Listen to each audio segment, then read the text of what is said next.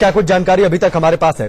सबसे पहले वो आपको अपडेट कर दें अलग अलग जगहों से जो लेटेस्ट आंकड़े हैं पोलिंग परसेंटेज को लेकर, मतदान प्रतिशत को लेकर। हालांकि उतना उत्साह इस चरण में देखने को नहीं मिला है जो पहले 3 चरणों में देखने को मिला था। अलग अलग जगहों पर, अलग अलग राज्यों में। बिहार में कुल 5 सीटों पर आज वोटिंग हुई है। 44.23% मतदान, शाम 4 बजे तक ये आंकड़े हैं।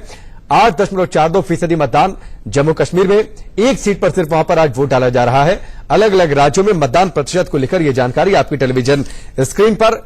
मध्य प्रदेश में 6 सीटों पर मतदान, 53.33% मतदान, शाम 4 बजे तक की यह तस्वीर है। अलग अलग राज्यों में कुल 8 राज्यों में वोट डाले जा रहे हैं 71 सीटों पर। महाराष्ट्र में 17 सीटों पर मतदान, 41.52% मतदान। और हमारे साथ एहतियाब शेख इस वक्त जुड़े हुए हैं। एहतियाब, अगर बाकी सारे सीटों की बातचीत कर ले तो क्या कुछ तस्वीर और जानकारी आप तक पहुंची है?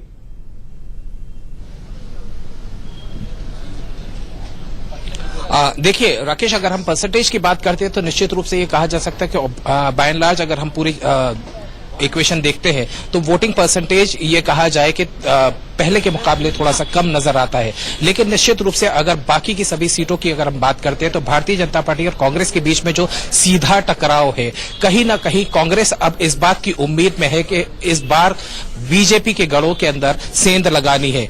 कांग्रेस लगातार इस बात की ताल ठोक रही है कि इस बार वो इन लोकसभा चुनावों के अंदर जैसा विधानसभा चुनाव के अंदर उन्होंने फेरबदल किया था वो निश्चित रूप से मध्य प्रदेश के अंदर दोहराना चाहते हैं। वहीं अगर हम भारतीय जनता की पार्टी की बात कर रहे हैं तो भारतीय जनता पार्टी मध्य प्रदेश के अंदर राकेश सिंह जो कि यहां से कंटेस्टेंट है, वो प्रदेश अध्यक्ष है। सुबह जब मेरी बात हुई थी तो उन्होंने कहा था कि यहां मध्य प्रदेश के अंदर जब बात ये की जाती है कि मोदी लहर है या नहीं है, उन्होंने सीधे तौर के ऊपर ये कहा था कि मोदी लहर का सबसे बड़ा जो असर है वो मध्य प्रदेश के अंदर देखा जाएगा। कांग्रेस सीधे तौर के ऊपर यह कहती है कि मोदी लहर का कोई असर यहां नहीं देखा जाता है। लेकिन सबसे बड़ी बात यह है कि इस बार जो मतदाता है वो मतदाता बिल्कुल साफ तौर के ऊपर अब ये मन बना के बैठा है कि उसके जो मुद्दे हैं वो बिल्कुल उनके दिमाग के अंदर, उनके जहन के अंदर साफ है। वो सीधे तौर के ऊपर अपने विकास की बात कर रहे हैं, वो सीधे तौर के ऊपर अपने डेवलपमेंट की बात कर रहे हैं। और राकेश, आपने जिक्र किया था उन युवा मतदाताओं का, तो कुछ युवा मतदाता इस वक्त मेरे साथ में मौजूद है। मैं एक सवाल जरूर उनसे लेना चाहूंगा क्योंकि वो सवाल आपका उस वक्त अधूरा रह गया था। सर, बतौर युवा मतदाता जब आप वोट करने गए थे, आपके जहन के अंदर क्या मुद्दे रहे? जहन के अंदर मेरे एक ही मुद्दा रहा कि मैंने एक और आतंकी मारा है। आप सुन सकते हैं सर, आपके जहन में क्या मुद्दा था? सर, डेवलपमेंट मेरे लिए मेन मुद्दा है कि चारों ओर से देश का विकास और शहर का विकास बहुत जरूरी है। बेरोजगारी इस देश से, इस शहर से बहुत कोसों दूर जानी चाहिए। राकेश, आपने सुन लिया, ये युवाओं की आवाज है। और आपने जब जिक्र किया था कि तकरीबन 41 से 44 हजार ऐसे युवा मतदाता है जो पहली बार वोट करने जा रहे हैं, मेरी लगातार उनसे भी बात हुई थी। आज का युवा पूरी तरीके से ये कहा जाए कि तैयार है, उसका विजन बहुत साफ है, वो सीधे तौर के ऊपर अपने देश की तरक्की और अपनी तरक्की के बारे में सोचता है। जी राकेश, अब कुल 6 सीटों पर आज वोट डाले जा रहे हैं। 5 सीटों पर बीजेपी को पिछली बार जीत मिली थी।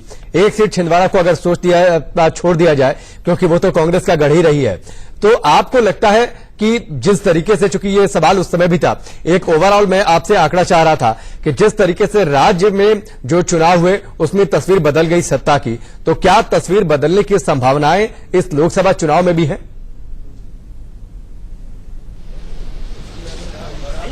राकेश, बिल्कुल। राकेश, अगर हम इस बात को थोड़ी संजीदगी के साथ में देखते हैं और यहाँ के वोटर का मूड अगर हम देखते हैं तो सीधे तौर के ऊपर एक हिंट जो वोटर ने दी थी विधानसभा चुनाव के अंदर। लेकिन विधानसभा चुनाव में राकेश, हमें ये नहीं भूलना है कि 15 साल की एंटी इनकम्बेंसी का लोड शिवराज सिंह सरकार के ऊपर भी था। दूसरे आरोप प्रत्यारोप की अगर हम बात करते हैं तो जो वादे कांग्रेस की तरफ से किए गए थे, किसानों का मुद्दा सबसे बड़ा था। उस मुद्दे के बाद में किसानों की कर्जमाफी का जो मुद्दा सामने लाकर कांग्रेस ने रखा था, वो निश्चित रूप से उसके कई सवाल उठाए गए। कांग्रेस अपनी तरफ से सफाई देती भी नजर आई। लेकिन अगर इस बार मैं कांग्रेस की तैयारी की बात करता हूं तो ग्राउंड रियलिटी अगर हम देखते हैं तो कांग्रेस के बारे में अमूमन मध्य प्रदेश में यह कहा जाता था कि कांग्रेस धड़ों में बटी हुई है। लेकिन जब से सरकार मध्य प्रदेश के अंदर कांग्रेस की बनी है, कमलनाथ की सरकार यहां पर बनी है, तब से कांग्रेस का एक फोकस ये बना रहा है कि अपना खोई हुई जमीन को पाने के लिए एक प्लेटफॉर्म पर खड़े हों। और इसी का जिक्र मैं आपको लगातार करता जा रहा हूं कि कहीं ना कहीं कांग्रेस अपनी कोर कसर पूरी तरीके से कमर कस ली है कि इस बार बीजेपी के